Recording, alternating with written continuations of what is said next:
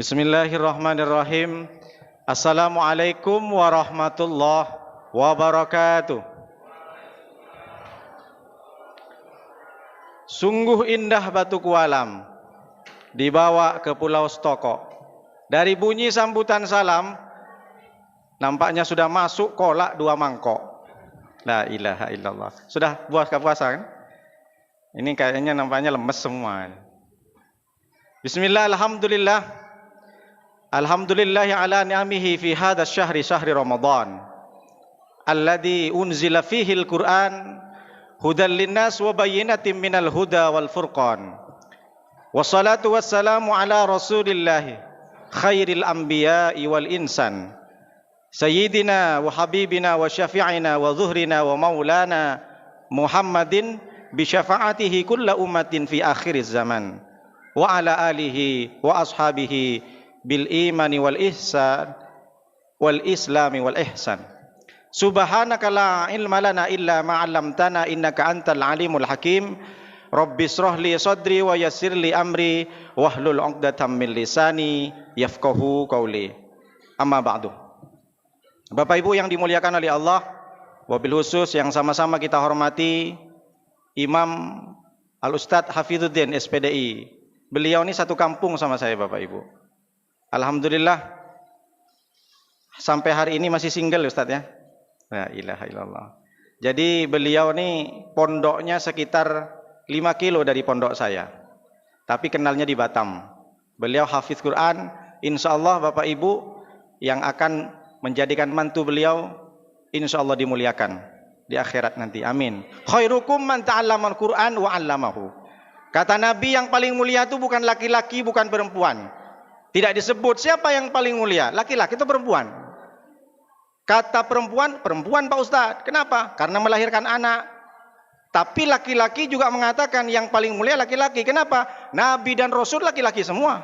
Berdebat dia, perempuan sama laki-laki. Yang mana yang paling mulia? Akhirnya Nabi 1400 tahun yang lalu, Nabi sudah menyampaikan khairukum man ta'allamal Qur'an wa 'allamahu. Ternyata orang yang paling mulia, yang paling baik kata Nabi adalah orang yang belajar Al-Quran dan mengajarkannya. Apalagi yang sudah hafal Quran.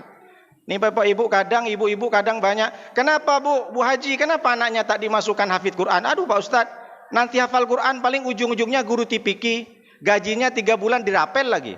Habis itu tanda tangan banyak, jempol banyak. Tak keluar-keluar, tak cair. La ilaha illallah. Nih akidahnya rusak ini. Jangan pesimis. Boleh silahkan hafal Quran. Nanti kalau mau ambil polisi silahkan polisi. Polisi yang hafal Quran. Tentara yang hafal Quran. Insya Allah Islam tidak akan direndahkan. Takbir. Nah, begitu. Yang juga kita sama-sama muliakan. Nih sahabat saya sudah lama. Bapak Panji Wijaksono. Panji saya lupa saya Pak. Dulu hampir 2 tahun ya Pak ya. Kita satu sekolah di Iskandar Muda. Dulu saya pernah ke sini. Waktu 2018, saya waktu itu jelaskan tentang masalah zakat. Ini mimbarnya masih pakai bajaringan. Ini pun pakai bajaringan di mana. Tapi alhamdulillah luar biasa pesat perkembangan Masjid Baitul Ma'mur. Ini menandakan lau ahna alal qura amanu wattaqau la fatahna alaihim barakatim minas sama' wal ard. Ini menunjukkan bahwa warga-warga di sekitaran Baitul Ma'mur sudah diberikan berkah oleh Allah. Kenapa? Karena amanu wattaqau. Sudah beriman dan bertakwa. Cinta masjid, berjemaah ke masjid. Di Baitul Ma'mur sudah dimakmurkan. Akhirnya apa? Allah berikan kemudahan. Cuma kadang Bapak Ibu bukan di masjid sini. Di masjid luar ini sama-sama sujud, sama-sama sholat tahajud, sama-sama puasa. Sama dia. Tapi ternyata masih dendam. Pak, silahkan Pak isi sopnya sebelah kiri. Tak maulah Pak Ustadz. Kenapa? Ada si Anu. Kenapa emangnya Pak? Dia waktu rapat nyakitin saya Pak Ustaz. La ilaha illallah. Keesokan harinya, Pak, sop kanan Pak kosong Pak. Enggak maulah Pak Ustaz. Kenapa? Ada si Anu kata. Tetap tak bisa. Akhirnya besoknya masuk dia ke masjid karena nengok imam sudah mau ruku.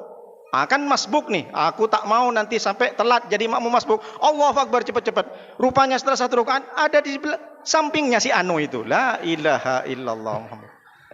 Tak jadi sholat. Apa kata Rasulullah SAW? Rasulullah sudah menyampaikan, qad ya'isa syaitan ayya'budahal musallun. Setan itu sudah tak bisa, dia putus asa. Setan has broken to avoid the person. Karena saya guru bahasa Inggris Bapak Ibu. Jadi bukan sok-sokan. Karena tiap hari yang saya buka bahasa Inggris.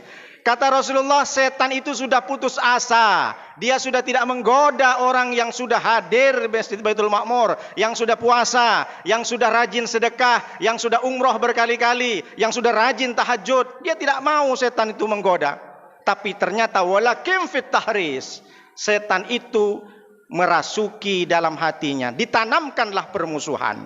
Sama-sama tahajud juga, tapi dendamnya tidak selesai. Bagaimana nanti kalau sudah lebaran, Ramadan saja masih dendam. Memang saya Pak Ustadz sudah minta maaf, tapi tetap aja tak nyapa. Masih gengsi-gengsian. La ilaha illallah. Bapak Ibu silahkan minta maaf. Perkara orang itu tak kasih maaf tak masalah. Urusan dia dengan Allah. Yang penting kita sudah memaafkan. Solatnya melayang, zakatnya terbang, hajinya juga kemana-mana. Kalau kita tidak memaafkan tetangga kita, saudara kita. Bapak Ibu yang dimuliakan oleh Allah Subhanahu wa taala, di sini ini masih mukaddimah belum selesai. Ada Pak Burhan, Ustadz Burhan. Beliau selalu komunikasi dengan anggota PMB sehingga kalau jadwal-jadwal di sini insyaallah tidak terkembangkalai ya Pak Burhan ya. Yang mungkin saya tak sebutkan satu persatu Bapak Ibu, alim ulama, para tokoh masyarakat, kepala suku, kepala pimpinan RT RW, semuanya yang hadir di sini insyaallah dimuliakan oleh Allah Subhanahu wa taala. Bapak Ibu yang dimuliakan oleh Allah SWT, ada hadis dari Nabi. Apa kata Nabi? Syahrul Ramadan awwaluhu rahmatun wa awsatuhu maufiratun wa akhiruhu idkum minan nar. Ini tapi hadisnya dhaif, hadisnya lemah. Boleh Pak Ustaz ngamalkan? Boleh. Bapak Ibu tiap hari anak-anak hadis dhaif semua yang dibacakan doa. Allahumma lakasumtuh wa bika amantuh wa ala rizqika aftatuh, dhaif. Kalau Nabi baca doanya zahabat dhama'u wabtallatil uruku wasabbatil ajri insyaallah.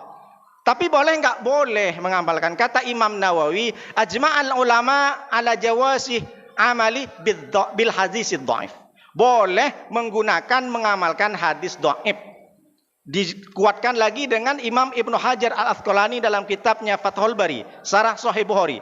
Apa kata Ibnu Hajar Al-Asqalani? Jawazu ihdathi ghairil ma'thur malam yakun mukhalifan lil ma'thur. Boleh menggunakan amalan-amalan atau doa-doa yang tidak ada ma'thur, yang tidak ada di Al-Qur'an dan tidak ada di hadis juga. Selama malam yakun mukhalifan lil ma'thur, tidak menyalahi, tidak membedakan, tidak bertentangan dengan yang ada di Al-Qur'an dan hadis. Sama juga kita pernah lihat an-nadzafatu minal iman. Itu bukan hadis, maudhu itu. Apakah boleh kita tanamkan dalam hati, kalau saya bersih-bersih rumah, berarti ini adalah sebagian cara bagaimana saya menyempurnakan iman saya. Itu bagus. Jadi jangan dikit-dikit haram, dikit-dikit bid'ah dolalah, masuk neraka. Yasinan tak boleh, tahlilan tak boleh, haram, masuk neraka. Kapan Islam mau maju? Masa ngumpul baca la ilaha illallah, baca yasin, haram, bid'ah dolalah, masuk neraka. La ilaha illallah, ini penting, harus disampaikan. Jadi boleh, alasan syarat untuk bisa kita menggunakan hadis dhaif ada 5. Yang pertama, bukan tentang masalah akidah. Yang kedua, bukan masalah halal dan haram. Dan yang ketiga, bernaung di bawah hadis yang sahih. Lalu yang keempat, perawinya tidak al-kadzab, tidak pembohong. He's not liar, bukan pembohong, bukan pembual. Lalu yang kelima, yaitu adalah motivasi untuk beramal. Contoh salah satunya, da'u mardakum bisadaqah. Obati sakitmu dengan sedekah. Kalau kau sakit-sakit, ngilu-ngilu, pening-pening, sedekah. Itu dhaif. Pak Haji berapa ngasih ke Baitul Ma'mur? 5.000 Pak Ustadz. Kenapa? Cuma pening sedikit aja Pak Ustadz. Pening sedikit 5.000. Tidak seperti itu maksudnya. Kalau Bapak Ibu sekarang lagi sakit, sedekah, insya Allah sembuh. Kalau ada Bapak Ibu tak punya anak, sedekah banyak-banyak, insya Allah Allah akan berikan anak. Amin ya Rabbal. Takbir. Bapak Ibu yang dimuliakan oleh Allah SWT, hadisnya bahwa kata Nabi, fase Ramadan itu ada 3. Fase pertama rahmah, fase kedua itu adalah maghfirah. Sekarang ini masih malam tanggal 20. Berarti kita masuk ke fase maghfirah, bulan ampunan. Lalu yang ketiga, idkum minan nar, fase di mana kita dibebaskan dari neraka. Berarti kita masuk masih terakhir fase maghfirah, ampunan. Apa maknanya? Mumpung bulan Ramadan, bukan saya menuduh, bukan saya mencurigai. Boleh jadi Bapak Ibu hari ini masih ada tersisa salah, tersisa dosa. Jangan sombong, oh saya sudah tak ada dosa Pak Ustadz. Jangan begitu. Kullu bani Adam khata'un. Setiap anak Adam itu punya salah. Wa khairul khata'in at-tawwabun. Sebaik-baik orang yang bersalah adalah orang bertaubat kembali kepada Allah. Apa maknanya? Nabi Adam aja salah. Nabi Adam aja dosa. Jangan kita sombong, saya sudah tak ada Pak Ustadz. Tak boleh. Jadi Bapak Ibu, mumpung sekarang adalah bulan ampunan, Bapak Ibu yang kemarin sudah sering mencaci maki, berhenti. Yang sering ghibah, berhenti. Yang sering ngadu domba, berhenti. Yang sering head speech, jelek-jelekin orang, berhenti. Yang sering bikin status di WA, nyindir-nyindir orang, berhenti. Pak Ustadz, saya nggak nyindir karena tak nyebut nama. Kamu kan dalam hatinya ditujukan ke tetangga yang nomor 3 itu. Sekarang berapa banyak orang itu marah, tak mau kenal lagi, tak mau nyapa gara-gara dibikin status di WA. La ilaha illallah. Ini penting. Mohon maaf, bukan nuduh. Ibu-ibu yang mungkin dari kemarin bukan di sini, yang ganggu laki orang, berhenti. Yang suami-suami orang sering ngelirik bini orang di Facebook, berhenti. Yang sering nge-like, berhenti. Taubat kepada Allah SWT.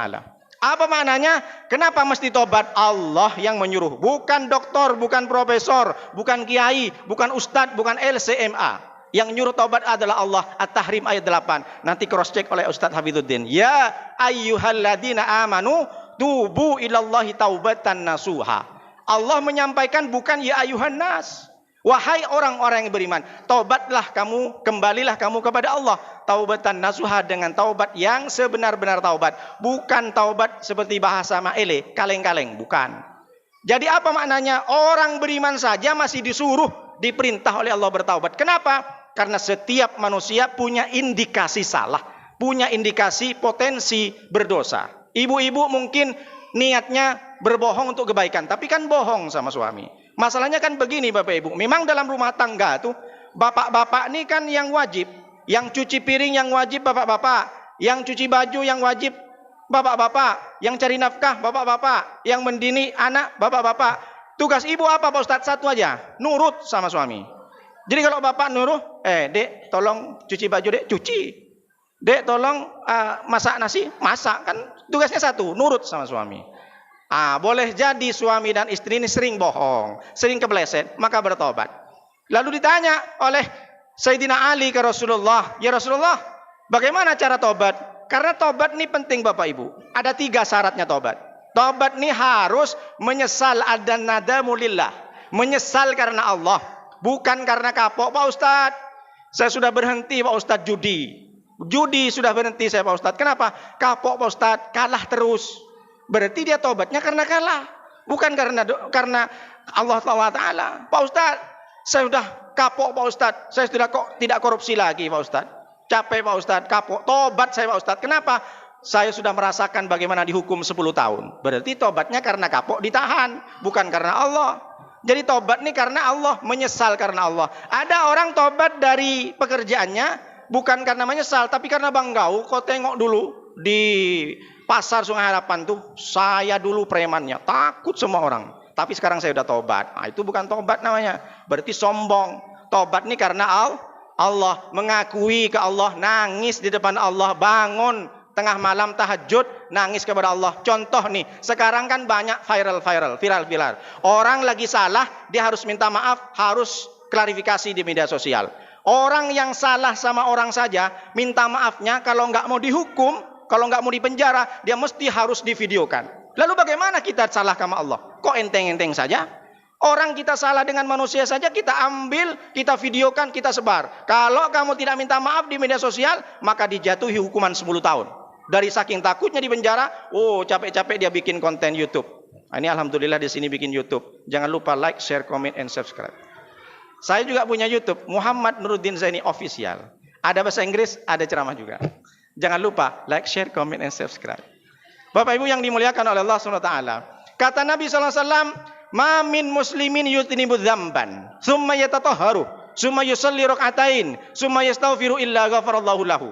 Tidaklah satu orang muslim dia bersalah. Sekarang saya mau tanya Bapak Ibu, ada nggak orang yang tak bersalah di dunia ini? Tak ada kan? Tak ada. Tapi ada makhluk Allah yang tak pernah salah. Siapa kira-kira? Ada makhluk Allah dari awal diciptakan tak pernah salah. Siapa? Malaikat. Allah ciptakan dari awal salah terus. Namanya setan. Kalau Bapak Ibu punya kawan salah terus berarti namanya?